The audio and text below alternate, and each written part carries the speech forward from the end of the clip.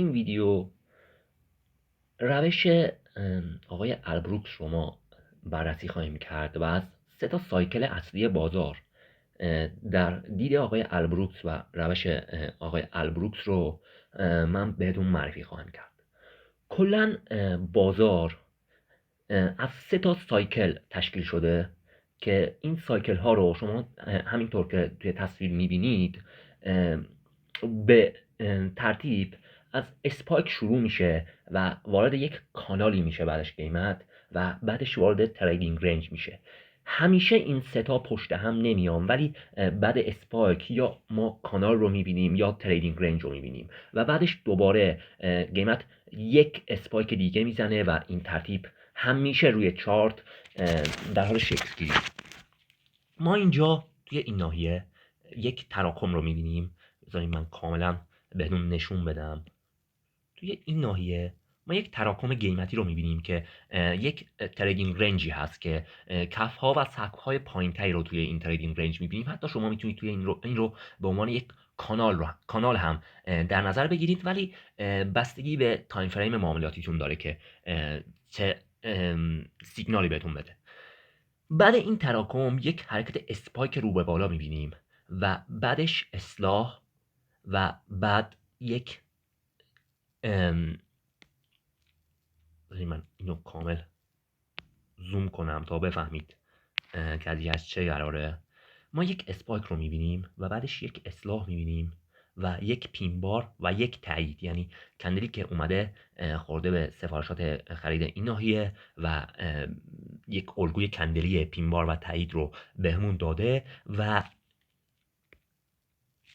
یک مورد من جالبی هم اینجا بگم، وقتی در روند صعودی هستیم واقعا برام خیلی سخته با این تبلت کار کردن.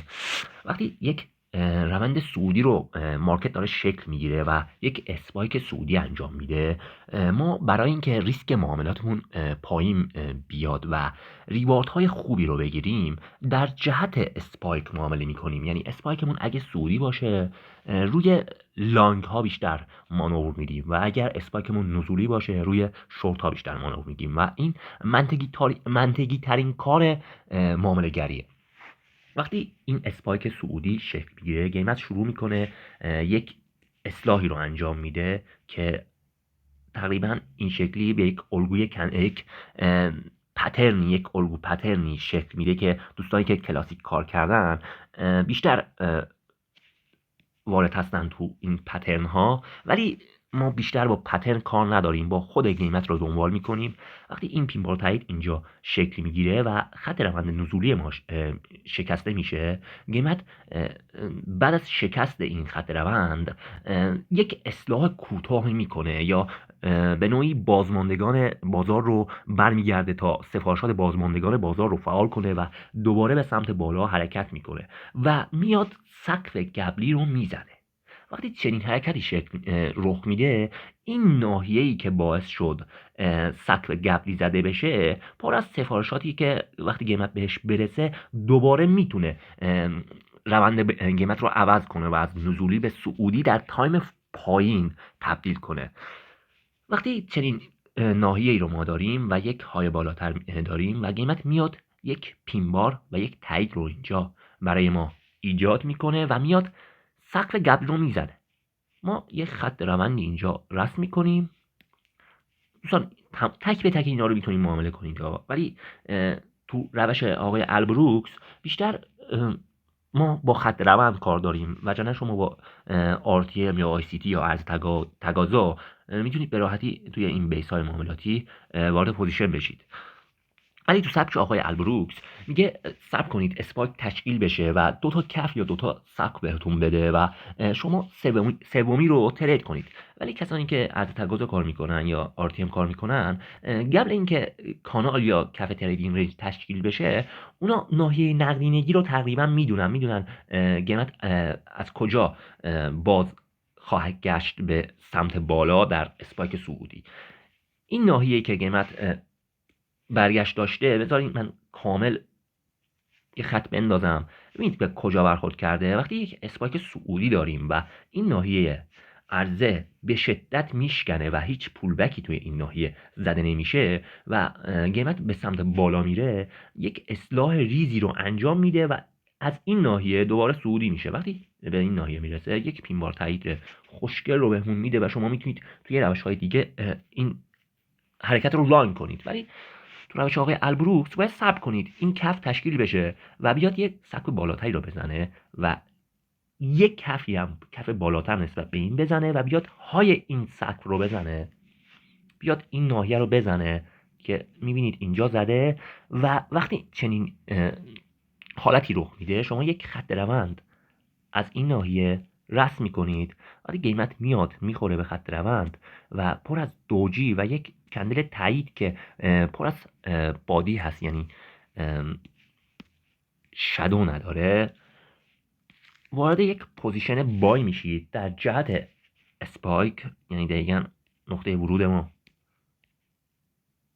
اینجا و استاپ زیر کندل تایید قرار میگیره و ریوارد رو مشاهده کنید. ریوارد 5 رو توی این کانال سعودی میتونید به راحتی کسب کنید، حتی خیلی بالاتر رفته، ولی ریوارد 5 خیلی منطقیه. یعنی شما اجازه دارید بعد از این معامله 5 تا ضرر بدید تا سر به سر از بازار خارج بشید و میاد دوباره یک برخوردی به این خط روند انجام میده و یک تایید خیلی خوبی رو میده. ولی چون فاصله ما از استاپمون زیاد میشه تو این برخورد، به مراتب برای ما خیلی گرون در میاد کرد که اینجا وارد پوزیشن بای بشیم. با اینکه شما اگه اینجا هم وارد میشدید و استاپ رو میذاشتید اینجا، استاپ شما نمیخورد و تقریبا ریوارد یک رو هم بهتون میداد. ولی بیشتر دنبال ریوارد های 2 باشید، چون اگه ریوارد 2 رو نگیرید روی ریوارد 1 کار کنید، به احتمال خیلی زیاد حسابتون ضررده خواهد بود. و وقتی توی برخورد 4 میاد قیمت شارپ میاد پایین و این خط رو بنده میشکنه، ما از کانال خارج میشیم یا یک حرکت اسپایک دیگری انجام خواهد شد به سمت پایین، یا ناحیه رنجی تشکیل میشه که اونجا تقریبا بزرگای بازار یا تصفیه میکنن، از بازار خارج میشن یا انباشت انجام میدن، یعنی اوردرهای خرید انجام میدن که تا دوباره لگ دوم این حرکت صعودی رو ایجاد کنن. وقتی وارد یک ناحیه تریدینگ رنج میشیم، این ناحیه رو میبینید وقتی کانال شکست، بذارید من اینو رسم کنم، وقتی کانال میاد اینجا میشکنه، پولبک به ناحیه شکست رو ما داریم. اینجا بهش البروکس میگه MTR، یعنی پولبک به ناحیه شکست. شما میدونید اینجا وارد پوزیشن سل بشید و استاپ اینجاست، TP 1 TP 2. TP 2 رو بگیرید، حتی بیشتر از TP 2 بود، فکر کنم 3 بود این راه هست. بذار یک ریسک بریواردی رو من اینجا بندازم، بیشتر از 2 بود، حتی بیشتر هم 3 از میتونه از 3 باشه. اگه من موفق بشم با این تبلت کار کنم خیلی خوب میشه. خب بله، ریسک بریوارد 3 رو هم تقریبا داده، بیشتر از 3 بود، بیشتر از 3 بود، 3.5. حالا شما 3 رو هم بگیرید، 2 هم بگیرید، خیلی خوب کار کردید. و بعد از این دوباره یک الگویی تشکیل میشه، یک خط روند نزولی ما ببینیم که اینجا میشکنه. شما میتونید با شکست این خط روند وارد پوزیشن بای بشید و ریوارد 2 رو بگیرید. ولی چون خط روند صعودیمون شکسته، یک مقدار ریسک معاملات میره بالا و شما باید توی کف ها بای بزنید و توی سقف ها سل بزنید. وقتی میاد دوباره به ناحیه شکست، دقیقاً به همین ناحیه که شکست توی این ناحیه انجام شده بود، یک انگالفینگ بار فوق‌العاده انجام میده و ورودی ما میفته دقیقا اینجا. عملا واسه ما خیلی گرونه که اینجا وارد پوزیشن بشیم، یا چون میخوایم شورت کنیم خیلی ارزونه که اینجا شورت کنیم. باید صبر کنیم قیمت پولبک بزنه به اینجا، یک دوجی و یک تایید رو بهمون بده و وارد معامله شورت بشیم. من اینا رو پاک کنم تا دقیق بهتون نشون بدم. وقتی خط روند میشکنه، بیسی که روی خط روند تشکیل میشه خیلی مهمه، همین بیس، چون بعدا بهش بازخورد خواهید داشت. و بیس هایی که باعث شدن این خط روند بشکنه در آینده برای ما خیلی مهمه. یکیش همین بیسه، یکیش هم دقیقا همین بیسه که در آینده قیمت این مناطق رو به راحتی نخواهد تونست که رد کنه و 100% دیگه ریاکشن حتی ریزی هم توی این نواحی خواهیم داشت. یعنی من چارت رو ادامه بدم، شما میبینید که توی این نواحی قیمت یک سکته ریزی زده، یعنی شارپ دیگه این نواحی رو نتونسته بشکنه.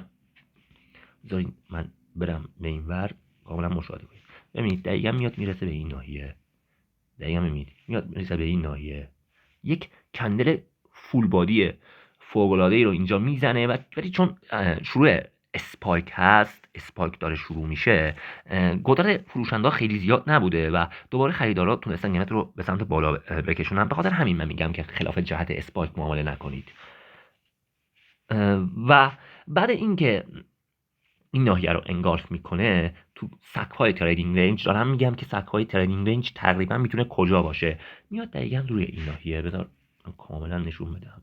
این سقف ببینید نوک شادو ببینید کجا برخورد کرده و ریخته و میاد روی این کف. این کف کجاست؟ اگه من اینو امتداد بدم میبینید یک جاییه که به خط روند ما برخورد کرده. ببینید دقیقاً جایی بود که ما وارد پوزیشن شدیم و یک حرکت شارپ روی بالا انجام شد و کلی اوردر اینجا فیل نشد و وقتی قیمت برمیگرده به این ناحیه رو به راحتی نمیتونه بشکنه و دوباره صعودی میشه، میره به سمت بالا و وقتی از تریدینگ رنج خارج میشه دوباره با یک حرکت اسپایک این خروج انجام میپذیره و بعدش دوباره میره توی یک کانالی. این کفهاشو کاملا مشاهده میکنید، کاملا راحت میتونستید توی این نقطه بای بزنید و تا اینجای روند یا اینجای روند باش همراه باشید. و بعد از اینکه این کانال ببینید توی لایو بازاره، توی دلار نیوزلند در مقابل دلار آمریکا رو میبینید، وقتی این کانال میشکنه ما وارد تقریبا یک ناحیه رنجی میشیم که کفش تقریبا توی این نواحی میتونه باشه و سقفش هم توی این نواحی میتونه باشه. یعنی قیمت توی این نواحی رنج میزنه و بعدش تکلیف قیمت مشخص میشه که آیا صعود خواهد کرد یا ما نزول قیمت رو شاهد خواهیم بود.